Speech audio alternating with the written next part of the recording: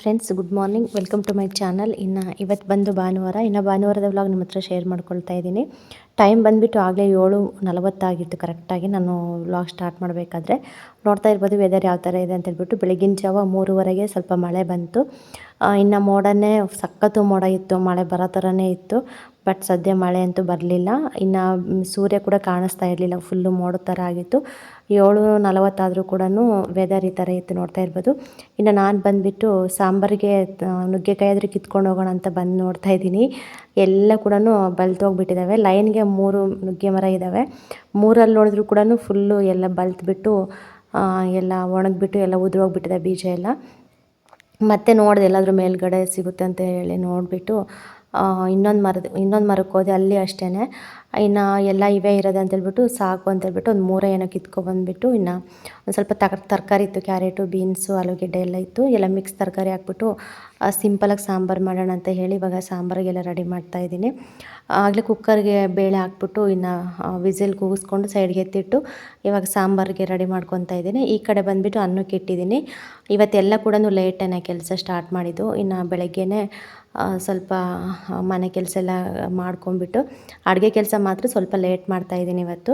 ಇನ್ನು ಬ್ರೆಡ್ ಇತ್ತು ಮನೆಯಲ್ಲಿ. ಇನ್ನು ನಾನು ನಮ್ಮ ಮನೆಯವರು ಗುಂಡ ಟೀ ಕುಡಿದ್ಬಿಟ್ಟು ಇನ್ನು ಬ್ರೆಡ್ ಬೇರೆ ತಿಂದಿದ್ವಲ್ಲ, ಹಾಗಾಗಿ ಒಂದು ಸ್ವಲ್ಪ ಲೇಟಾದರೂ ಪರವಾಗಿಲ್ಲ ಅಂತೇಳ್ಬಿಟ್ಟು. ಇನ್ನು ಗುಂಡೊಂದು ಕೂಡ ಇವತ್ತು ಅಂಗನವಾಡಿ ಇರಲಿಲ್ಲಲ್ಲ, ಹಂಗಾಗಿ ಒಂದು 9:30 ಹಂಗಾಯಿತು. ಊಟ ಎಲ್ಲ ಅಡುಗೆ ಎಲ್ಲ ಆಗಿ ಊಟ ಮಾಡೋಷ್ಟೊತ್ತಿಗೆ ನಾವು ಅದಕ್ಕಿಂತ ಬೆಳಗ್ಗೆನೇ ಬ್ರೆಡ್ ತಿಂದಿದ್ವಲ್ವ, ಇನ್ನು ಹೊಟ್ಟೆ ಕೂಡ ಹಸುವಾಗಿರಲಿಲ್ಲ. ಇನ್ನು ಇವಾಗ ಲೇಟಾಗಿ ಊಟ ಮಾಡ್ತಾಯಿದ್ದೀವಿ. ಇವಾಗ ನಮ್ಮ ಮನೆಯವರಿಗೆ ಬಿಸಿ ಮುದ್ದೆ ಮಾಡಿಬಿಟ್ಟು ಇನ್ನು ಊಟಕ್ಕೆ ಇಟ್ಕೊಡ್ತಾ ಇದ್ದೀನಿ. ಸಾಂಬಾರು ಮಾತ್ರ ತುಂಬ ಚೆನ್ನಾಗಾಗಿತ್ತು. ನಾನು ಏನು ಕೂಡ ಮಸಾಲೆ ಏನು ರುಬ್ಬಿರಲಿಲ್ಲ. ಸುಮ್ಮನೆ ಸಾಂಬಾರು ಪುಡಿ, ಖಾರದ ಪುಡಿ, ಅದು ಅರ್ಶಿನ ಪುಡಿ, ಅದು ಆ ಥರ ಸ್ವಲ್ಪ ಹಾಕ್ಬಿಟ್ಟು ಇನ್ನು ಒಗ್ಗರಣೆ ಹಾಕಿದ್ದಷ್ಟೇ. ನಿಜವಾಗ್ಲೂ ತುಂಬ ಚೆನ್ನಾಗಾಗಿತ್ತು ಸಾಂಬಾರು ಕೂಡ. ಇನ್ನು ಬಿಸಿ ಮುದ್ದೆ, ಇನ್ನು ಊಟ ಎಲ್ಲ ಆಯಿತು. ಇನ್ನು ಆದಮೇಲೆ ಇವತ್ತು ಅಪರೂಪಕ್ಕೆ ನಮ್ಮ ಮನೆಯವ್ರು ಗಾಡಿ ತೊಳಿತಾ ಇದ್ದಾರೆ. ಅದು ನೆನಪು ತೊಳಿತಿದ್ರೆ ಇಲ್ಲ ಗೊತ್ತಿಲ್ಲ, ನಮ್ಮ ಗುಂಡ ನೀರು ತೊಗೊಂಡ್ಬಿಟ್ಟು ಸುಮ್ಮನೆ ಎಲ್ಲ ವೇಸ್ಟ್ ಮಾಡ್ತಾ ಇದ್ದ. ಹಾಗೆ ನೋಡಿಬಿಟ್ಟು ಇನ್ನು ಗಾಡಿ ನಿಲ್ಲಿಸ್ಬಿಟ್ಟು ಇವಾಗ ತೊಳಿತಾ ಇದ್ದಾರೆ. ಪಾಪ ಇದಂತೂ ಎಷ್ಟು ಓಡಿದೆ ಅಂದರೆ ಸಿಕ್ಕಾಪಟ್ಟೆ ಓಡಿಬಿಟ್ಟಿದೆ ಗಾಡಿ. ಇವಾಗಲೂ ಅಷ್ಟೇ ಮನೆಗೂ ತೋಟಕ್ಕೂ ಸುಮ್ಮನೆ ತಿರುಗ್ತಾನೆ ಇರುತ್ತೆ ಅಕ್ಕಪಕ್ಕ ಎಲ್ಲ ಕೂಡ. ಸಖತ್ತು ಓಡಿಬಿಟ್ಟಿದೆ ಗಾಡಿ. ಪಾಪ ಇದಕ್ಕೆ ನಮ್ಮ ಮನೆಯವ್ರು ಸರಿಯಾಗಿ ನೋಡ್ಕೊಳ್ಳೋದೇ ಇಲ್ಲ. ಹೇಳ್ಬೇಕಂದ್ರೆ ವಾಟರ್ ಸರ್ವಿಸ್ ಮಾಡಿಸಿ ಎಷ್ಟು ವರ್ಷಗಳೇ ಆಯ್ತು ಅನಿಸುತ್ತೆ, ಮಾಡಿಸೇ ಇಲ್ಲ. ಹಿಂಗೆ ಅಮಾವಾಸ್ಯೆ ಹುಣ್ಣಿಮೆಗೆ ಕೂಡ ಗಾಡಿ ತೊಳೆಯೋದಿಲ್ಲ, ಹಂಗೆ ಓಡಿಸ್ತಾನೇ ಇರ್ತಾರೆ. ನನಗೆ ಒಂದೊಂದು ಸತಿ ತುಂಬ ಬೇಜಾರಾಗುತ್ತೆ. ನಾವು ಓಡಾಡೋ ವೆಹಿಕಲ್ಸು ಯಾವಾಗಲೂ ಕೂಡ ಚೆನ್ನಾಗಿ ಇಟ್ಕೊಂಡಿರಬೇಕು. ಮತ್ತು ನಾವು ಯಾವ ಥರ ನಾವು ಇರ್ತೀವೋ ಅವನ್ನು ಕೂಡ ಹಂಗೆ ಇಟ್ಕೊಂಡ್ರೆ ತುಂಬ ದಿನ ಬಾಳಿಕೆ ಬರ್ತವೆ. ಮತ್ತು ನಮಗೂ ಕೂಡ ಏನೂ ತೊಂದರೆ ಆಗೋದಿಲ್ಲ. ಯಾವಾಗಲೂ ಅಪರೂಪಕ್ಕೆ ಅಮಾವಾಸ್ಯೆ ಹುಣ್ಣಿಮೆಗೆ ಆ ಥರ ತೊಳೆಯೋದು, ಕ್ಲೀನ್ ಮಾಡೋದು ಇದು ಮಾಡಿದ್ರೇ ಸ್ವಲ್ಪ ಡೇಂಜರು. ಇನ್ನು ಸುಸ್ತಾಯ್ತಾ ಅದಕ್ಕೆ ಹೇಳಿದ್ದು ನಿಧಾನಕ್ಕೆ ಹೋಗ್ಬೇಕು ಅಂತ. ಜೋರಾಗಿ ಹೋಗಬಾರ್ದು, ನಿಧಾನಕ್ಕೆ ಹೋಗಬೇಕು. ಅದು ಮೊದಲೇ ಟೈರು ತೂಕ ಐತೆ, ಅದನ್ನು ಹಾಕೊಂಡು ಏನು ಸುಮ್ಮನೆ ಓಡ್ತೀವಿ. ನಿಧಾನಕ್ಕೆ ಅದು ಹೋದರೆ ಸುಸ್ತಾಗಲ್ಲ. ಬಾ ತಗೋಣನಾ. ನೋಡು ಹಸು ಅರಿಸುತ್ತೆ. ನಾವು ಈ ಕಡೆ ಬಂದ್ವಲ್ಲ, ಅದಕ್ಕೆ ಎಲ್ಲರೂ ಎಲ್ಲಿಗೋದ್ರೆ ಏನೋ ನನ್ನನ್ನು ಬಿಟ್ಟು ಅಂತೇಳ್ಬಿಟ್ಟು ಅಂಬ ಅನ್ನುತ್ತೆ. ಹಸು ನಿಧಾನಕ್ಕೆ ಹೋಗು. ಇನ್ನು ನಮ್ಮ ಮನೆಯವ್ರು ಬಂದುಬಿಟ್ಟು ವಾಲ್ ಆನ್ ಮಾಡಿ ಬರ್ತೀನಿ ಅಂತ ಹೇಳ್ಬಿಟ್ಟು ಈ ಕಡೆ ಹೊಸ ಮನೆ ಹತ್ರ ಬಂದಿದ್ದರು. ಅಷ್ಟರಲ್ಲಿ ನನ್ನ ಮಗ ಮನೆ ಹತ್ರನೇ ಇರ್ತಾ ಇರಲಿಲ್ಲ. ಇನ್ನು ಒಬ್ಬನೇ ಟೈರು ತೊಗೊಂಡ್ಬಿಟ್ಟು ಇನ್ನು ಬರ್ತಾಯಿದ್ದ. ಅದಕ್ಕೆ ನಾನು ಕೂಡ ಅವನ ಹಿಂದೆನೇ ಬರ್ತಾಯಿದ್ದೀನಿ. ಮತ್ತು ಯಾಕೆ ಬೇಕು ಅಂತ ಹೇಳ್ಬಿಟ್ಟು ಒಬ್ಬೊಬ್ಬನ್ನೇ ಬಿಡೋದಿಲ್ಲ ತೋಟದಲ್ಲಿ ಕೂಡ. ಅದಕ್ಕೆ ನಮ್ಮ ಮನೆಯವ್ರು ಸ್ವಲ್ಪ ಲೇಟಾಗುತ್ತೆ, ವಾಲೆಲ್ಲ ನೋಡಿಕೊಂಡು ಬರ್ತೀನಿ ಅಂತಂದರು. ಸರಿ ಬಿಡು ಅಂತೇಳ್ಬಿಟ್ಟು ಸುಮ್ಮನೆ ಇದ್ದರೆ ಅವನು ನನಗೆ ಪಪ್ಪ ಬೇಕು ಅಂತೇಳ್ಬಿಟ್ಟು ಮತ್ತೆ ಹೋಗೋದಕ್ಕೆ ಸ್ಟಾರ್ಟ್ ಮಾಡ್ದೆ. ಇನ್ನು ಅವನ ಹಿಂದೆ ನಾನು ಕೂಡ ಬಂದೆ. ಇಲ್ಲಿ ನೋಡ್ತಾ ಇರ್ಬೋದು ಹಲಸಿನ ಹಣ್ಣಿನ ಮರ ತುಂಬ ಇದೆ ಹಲಸಿನ ಮರ. ಆದರೆ ಬಿಟ್ಟಿರೋದು ಈ ವರ್ಷ ಎರಡು ಮರದಲ್ಲಿ ಅಷ್ಟೇ. ಫಸ್ಟ್ಗೆ ತೋರಿಸಿದ್ನಲ್ಲ ಅದರಲ್ಲಂತೂ ಸಖತ್ತು ಬಿಟ್ಬಿಟ್ಟಿದೆ ಈ ಸತಿ. ಇದರಲ್ಲಿ ಕಡಿಮೆನೇ. ಹೋದ ವರ್ಷ ಇದರಲ್ಲಿ ತುಂಬ ಬಿಟ್ಟಿತ್ತು, ಆ ಕಡೆ ಗಿಡದಲ್ಲಿ ಇನ್ನೂ ಅಷ್ಟೊಂದು ಬಿಟ್ಟಿರಲಿಲ್ಲ. ಈ ವರ್ಷ ಉಲ್ಟಾ ಆಗಿದೆ, ಅದರಲ್ಲಿ ಚೆನ್ನಾಗಿ ಕಾಯಿ ಬಿಟ್ಟಿದೆ, ಇದರಲ್ಲಿ ಅಷ್ಟೊಂದು ಬಿಟ್ಟಿಲ್ಲ, ಸ್ವಲ್ಪ ಕಡಿಮೆನೇ. ಇನ್ನು ಯಾವ ಸ್ಟ್ರಾಂಗ್ ಇರ್ತಾವೋ ಗೊತ್ತಿಲ್ಲ. ಒಂದೊಂದು ಎಷ್ಟು ದೊಡ್ಡದಾದರೂ ಕೂಡ ಸುಮ್ಮನೆ ಇದ್ಬಿಟ್ಟು ಸಡನ್ನಾಗಿ ಉದುರು ಹೋಗ್ತಾ ಇದ್ದಾವೆ. ಹಂಗೆ ಕೂಡ ಆಗ್ತಾ ಇದ್ದಾವೆ ಅವು. ಇನ್ನು ಫೈನಲಿ ನಮ್ಮ ಮನೆಯವರು ಕೂಡ ಬಂದು ಮತ್ತು ಗುಂಡನ್ನ ಸ್ವಲ್ಪ ಹೊತ್ತು ಆಟಾಡಿಸಿ ಮಲಗಿಸಿ ಮತ್ತು ಊರೊಳಗೆ ಹೋದ್ರು. ಊರೊಳಗೆ ಹೋಗಿ ಬರ್ತೀನಿ ಅಂತೇಳ್ಬಿಟ್ಟು ಸರಿ ಬಿಡು ಅಂತೇಳ್ಬಿಟ್ಟು ಅವನು ಚೆನ್ನಾಗಿ ಮಲ್ಕೊಂಡ್ಬಿಟ್ಟಿದ್ದೆ ಮಧ್ಯಾಹ್ನ ಟೈಮ್ ಇವಾಗ. ಮತ್ತು ಬೆಳಗ್ಗೆ ಅಡುಗೆ ಮಾಡಿ ಊಟ ಎಲ್ಲ ಆದಮೇಲೆ ಪಾತ್ರೆ ಎಲ್ಲ ತೊಳೆದು ಹಂಗೆ ಇಟ್ಟಿದ್ದೆ. ಏನು ಕೂಡ ಇದು ಸ್ಟ್ಯಾಂಡಿಗೆ ಜೋಡಿಸಿರಲಿಲ್ಲ. ಅದಕ್ಕೆ ಅವ್ನು ಮಲ್ಕೊಂಡಿದ್ನಲ್ವ, ಇನ್ನು ಅವನ ಕಡೆ ನೋಡ್ಕೊತ ಇವಾಗೆಲ್ಲ ಜೋಡಿಸ್ಬಿಟ್ಟು ಇನ್ನು ಕೆಲಸ ಸ್ಟಾರ್ಟ್ ಮಾಡಿದೆ ನಾನು. ಇನ್ನು ಅವನ ಜೊತೆಗೆ ಸುಮ್ಮನೆ ಹಂಗೆ ಉಳ್ಕೊಂಬಿಟ್ಟಿದ್ದೆ ನಾನು ಕೂಡ. ಹಂಗೆ ಆಗಲೇ ನಿದ್ದೆ ಮಂಪ್ರು ಬರ್ತಾಯಿತ್ತು. ಮಲ್ಕೊಂಬಿಟ್ರೆ ಹಂಗೆ ಅಭ್ಯಾಸ ಆಗಿಬಿಡುತ್ತೆ ಅಂತ ಹೇಳಿಬಿಟ್ಟು ಇನ್ನು ಹಂಗೆ ಎದ್ಬಿಟ್ಟೆ ನಾನು. ಮಧ್ಯಾಹ್ನ ನಿದ್ದೆ ಅಂತೂ ಯಾವತ್ತೂ ಕೂಡ ಮಾಡೇ ಇಲ್ಲ ನಾನು. ಏನೋ ನನಗೆ ನೆನಪೇ ಇಲ್ಲ ಯಾವಾಗ ಮಲಗಿದ್ದೀನೋ ಅನ್ನೋದೇ ನಂಗೆ ನೆನಪು ಬರ್ತಾಯಿಲ್ಲ. ಅಷ್ಟು ಅಪರೂಪ ನಾನು ಮಧ್ಯಾಹ್ನ ಮಲಗೋದು. ಯಾವತ್ತೂ ಅಷ್ಟೇ ಜಾಸ್ತಿ ನಾನು ಮಲಗೇ ಇಲ್ಲ. ಹೇಳ್ತಿದ್ದೀನಲ್ವ, ನಂಗೆ ನೆನಪೇ ಇಲ್ಲ ಯಾವಾಗ ಮಲಗಿದ್ದು ಅನ್ನೋದು ಕೂಡ. ನಾನು ಬಾಣಂತನದಲ್ಲೂ ಅಷ್ಟೇ ಗುಂಡನ್ನ ನೋಡಿಕೊಂಡೇ ಇರ್ತಿದ್ದೆ ವಿನಃ ನೈಟ್ ಕೂಡ ಅಷ್ಟೇ ಒಂದು ಸರಿಯಾಗಿ ಮಲ್ಕೊತಾ ಇರಲಿಲ್ಲ. ಇನ್ನು ಬೆಳಗ್ಗೆ ಟೈಮ್ ಒಂದು ಸ್ವಲ್ಪ ಹೊತ್ತು ಮಲ್ಕೊತಾ ಇದ್ದೆ. ಅವಾಗ ಸಮೇತ ನಾನು ಮಲಗ್ತಾ ಇರಲಿಲ್ಲ. ಸುಮ್ಮನೆ ಆರಾಮಾಗೆ ಎದ್ದು ಅವನ್ನ ನೋಡಿಕೊಂಡು ಮತ್ತು ಏನಾದರೂ ಸ್ವಲ್ಪ ಕೆಲಸ ಇದ್ದರೆ ಮಾಡ್ಕೊಂಡಿರ್ತಿದ್ದೆ ಅಷ್ಟೇ. ಅದು ಬಿಟ್ಟರೆ ನಾನು ಮಧ್ಯಾಹ್ನ ಟೈಮ್ ಒಂದು ದಿನವೂ ಮಲಗಿಲ್ಲ. ಹಾಗಾಗಿ ಅಭ್ಯಾಸ ಇಲ್ಲಲ್ವ, ಮತ್ತು ಏನಾದರೂ ಒಂದು ದಿನ 2 ದಿನ ಅದರ ಅಭ್ಯಾಸ ಮಾಡ್ಕೊಂಬಿಟ್ರೆ ಮಧ್ಯಾಹ್ನ ಮಲಗೋದು ಮತ್ತು ಅದೇ ಟೈಮ್ ಕರೆಕ್ಟಾಗಿ ನಿದ್ದೆ ಬರ್ತಾ ಇರುತ್ತೆ. ಹಾಗಾಗಿ ಯಾವುದೇ ಆ ಥರ ಅಭ್ಯಾಸಗಳನ್ನ ಇಟ್ಕೊಂಡಿಲ್ಲ. ಇನ್ನು ಬೆಳಗ್ಗೆ ಅಷ್ಟೇ, ಬೆಳಗ್ಗೆ ಒಂದು 6 ಗಂಟೆ 6:30 ಒಂದು ಸ್ವಲ್ಪ ಲೇಟಾದರೂ ಕೂಡ ನಡೆಯುತ್ತೆ. ಮಧ್ಯಾಹ್ನ ಟೈಮ್ ಅಂತೂ ಮಲಗೋ ಅಭ್ಯಾಸ ಇಲ್ಲ ನನಗೆ. ಇನ್ನು ನೆನ್ನೆ ಬಟ್ಟೆ ಎಲ್ಲ ಒಗ್ದಾಕಿದ್ನಲ್ವ, ಅವೆಲ್ಲ ಕೂಡ ಇವಾಗ ತೊಗೊತಾ ಇದ್ದೀನಿ. ನೆನ್ನೆ ಸಂಜೆ ಎತ್ತಿಟ್ಟಿದ್ದೆ, ಮತ್ತು ಮಳೆ ಬರುತ್ತೇನೋ ಅಂತೇಳ್ಬಿಟ್ಟು ಸ್ವಲ್ಪ ಡೌಟ್ ಇತ್ತು. ಅದಕ್ಕೆ ಇನ್ನು ಬೆಳಗ್ಗೆ ಬಂದ ತಕ್ಷಣವೇ ಬಿಸಿಲು ಬಂದಿರಲಿಲ್ಲ. ಒಂದು 9 ಗಂಟೆ 9:30 ಬಿಸಿಲು ಬಂದಿದ್ದು.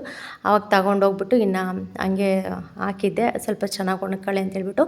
ಇನ್ನು ಆಮೇಲೆ ಮತ್ತೆ ಬಿಸಿಲು ಚೆನ್ನಾಗಿ ಸ್ಟಾರ್ಟ್ ಆಯಿತು. ಅದಕ್ಕೆ ಸ್ವಲ್ಪ ಚೆನ್ನಾಗಿ ಒಣಗಿಬಿಟ್ಟಿದ್ದು. ಅದಕ್ಕೆ ತೊಗೊಂಬಂದ್ಬಿಟ್ಟು ಅವನ್ನು ಕೂಡ ಎಲ್ಲ ಮಡಚಿ ನೀಟಾಗೆ ಹಾಕ್ತಾಯಿದ್ದೀನಿ ಒಳಗಡೆ. ಇದಂತೂ ಬೆಸ್ಟ್ ಅನಿಸುತ್ತೆ ನನಗೆ. ಇನ್ನು ನಮ್ಮ ಮನೇಲಿ ಬಟ್ಟೆ ಇಟ್ಕೊಳ್ಳೋದಕ್ಕಂತೂ ಎಲ್ಲೂ ಜಾಗನೂ ಇಲ್ಲ. ಇನ್ನೆಲ್ಲನ ಮೂಟೆ ಕಟ್ಬಿಟ್ಟು ಇಕ್ಕೋಣ ಅಂತಂದರೆ ಇಲಿ ಕಾಟ. ಏನು ಗೊತ್ತಾ, ಮೂಟೆ ಕಟ್ಟಿ ಇಟ್ಬಿಟ್ರಂತೂ ಅವಕ್ಕೆ ಕ್ಯೂರಿಯಾಸಿಟಿ ಏನೋ ಇಟ್ಟಿದ್ದಾರೆ ಇದ್ರೊಳಗೆ ಅಂತೇಳ್ಬಿಟ್ಟು ಎಲ್ಲ ಕಚ್ಚಾಕ್ಬಿಡ್ತವೆ. ಬಟ್ ಈ ಥರ ದಾರಕ್ಕೆ ಹಾಕ್ಬಿಡ್ತೀವಲ್ಲ, ನೀಟಾಗಿ ಫೋಲ್ಡ್ ಮಾಡಿ ಹಾಕ್ಬಿಟ್ರೆ ಅಸಲು ಅವೇನು ಮುಟ್ಟೋದು ಇಲ್ಲ, ನೋಡೋದು ಕೂಡ ಇಲ್ಲ. ಆ ಥರ ಇರುತ್ತೆ. ಏನನ್ನ ನಾವು ಬ್ಯಾಗಲ್ಲಿ ಇಡೋದಾಗಲಿ ಇಲ್ಲ ಏನನ್ನ ಗಂಟು ಕಟ್ಟಿ ಇಡೋದಾಗಲಿ ಆ ಥರ ಮಾಡಿಬಿಟ್ರಂತೂ ಇನ್ನು ಅಷ್ಟೇ, ಒಂದು ಬಟ್ಟೆ ಕೂಡ ನಮಗೆ ಸಿಗೋದಿಲ್ಲ. ಅದಕ್ಕೆ ನಾನು ಏನು ಮಾಡಿದ್ದೀನಿ ಅಂದರೆ ಇದೇ ಥರ ಒಗೆದ್ಬಿಟ್ಟು ಎಲ್ಲ ನಂದು ನಮ್ಮ ಮನೆಯವ್ರದ್ದು ಮತ್ತು ಗುಂಡಂದು ಎಲ್ಲ ಸಪ್ರೇಟ್ ನೀಟಾಗಿ ಹಗ್ಗಕ್ಕೆ ಹಾಕ್ಬಿಡ್ತೀನಿ. ಆವಾಗ ಚೆನ್ನಾಗಿರುತ್ತೆ, ನೋಡೋದಕ್ಕೂ ಚೆನ್ನಾಗಿ ಕಾಣಿಸುತ್ತೆ. ಏನು ಮೆಸ್ಸಿಯಾಗಿ ಏನು ಇರೋದಿಲ್ಲ. ನೀಟಾಗಿ ಫೋಲ್ಡ್ ಮಾಡಿ ಹಾಕಿರ್ತೀವಲ್ವ, ಚೆನ್ನಾಗಿರುತ್ತೆ. ಮತ್ತು ಬಟ್ಟೆ ಕೂಡ ಸೇಫ್ಟಿಯಾಗಿರುತ್ತೆ. ಒಂದು ಸ್ವಲ್ಪ ದಿನ ಬೀರೋ ತೊಗೊಳ್ಳೋವರೆಗೂ ನನಗೆ ಇದೊಂದು ಸ್ವಲ್ಪ ಇದು ಆದರೂ ಕೂಡ ಏನು ಪರವಾಗಿಲ್ಲ. ಇನ್ನು ಹೊಸ ಸ್ಯಾರಿ ಅವೆಲ್ಲ ಕೂಡ ದಿವಾನ್ ಕಾಟ್ ಒಳಗೆ ಕಬೋರ್ಡ್ ಇದೆಯಲ್ವ, ಅದರೊಳಗೆ ಇಟ್ಬಿಟ್ಟಿದ್ದೀನಿ ಸೇಫ್ಟಿಯಾಗಿ. ಇನ್ನು ಸ್ವಲ್ಪ ಗುಂಡಂದು ಹೊಸ ಬಟ್ಟೆ ಎಲ್ಲ ಕೂಡ ಅಲ್ಲಿ ಹೊಸ ಮನೇಲಿ ಇಟ್ಟಿದ್ದೀನಿ.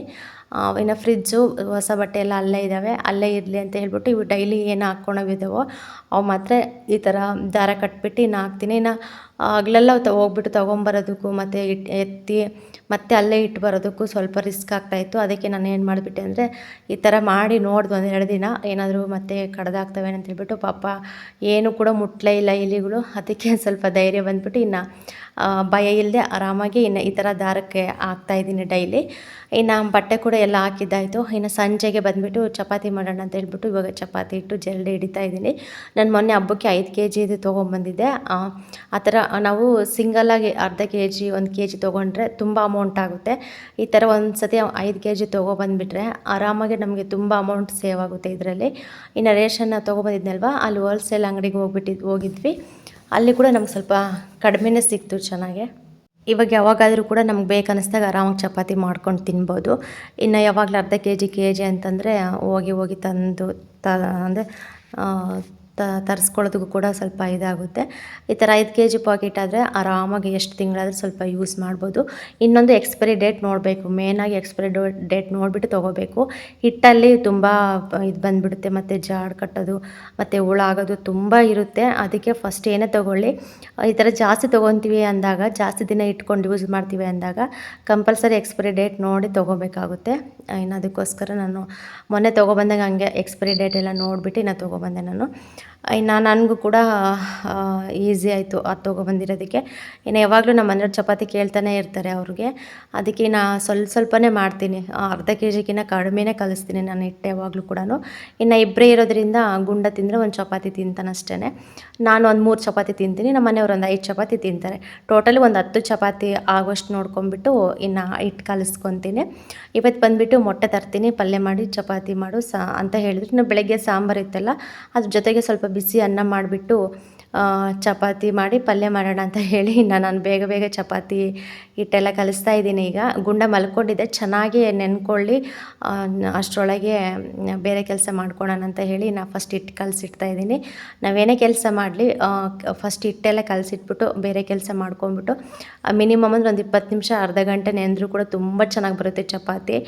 ಚೆನ್ನಾಗಿ ನೆಂದ್ಕೊಂಡಿರುತ್ತಲ್ಲ, ಹಾಗಾಗಿ ಸ್ವಲ್ಪ ಕೆಲವರು ನೀಟಾಗಿ ಬೇಯಿಸೋದಿಲ್ಲ, ಆದರೂ ಕೂಡ ಈ ಥರ ಚೆನ್ನಾಗಿ ನೆನೆಸಿಟ್ರೆ ಏನು ಹೊಟ್ಟೆ ನೋವು ಕೂಡ ಏನೂ ಬರೋದಿಲ್ಲ, ಚೆನ್ನಾಗಿರುತ್ತೆ. ಹಂಗಾಗಿ ನಾನೇನು ಮಾಡ್ತೀನಿ ಅಂದರೆ ಮುಂಚೆನೇ ನೆನೆಸಿಟ್ಬಿಟ್ಟು ನೆಕ್ಸ್ಟ್ ಬೇರೆ ಕೆಲಸ ಎಲ್ಲ ನೋಡ್ಕೊತೀನಿ. ಅಷ್ಟರೊಳಗೆ ತುಂಬ ಸಾಫ್ಟಾಗಿ ನೆಂದಿರುತ್ತೆ ಹಿಟ್ಟು. ಇನ್ನು ಗುಂಡ ಕೂಡ ಅವನಷ್ಟಿಗೆ ಅವನೇ ಎದ್ಬಿಟ್ಟು ಕೂತ್ಕೊಂಡ್ಬಿಟ್ಟಿದ್ದ. ಸೆಕೆ ಅಂದರೆ ಸಿಕ್ಕಾಪಟ್ಟೆ ಸೆಕೆ, ಆವಾಗವಾಗ ಗಾಳಿ ಬರ್ತಾಯಿತ್ತು ಅಷ್ಟೇ. ಅವನು ಆ ಸೆಕೆಗೆ ಮಲ್ಕೊಳ್ದಿದ್ದಂಗೆ ಹಂಗೆ ಎದ್ದು ಕೂತ್ಕೊಂಡಿದ್ದ.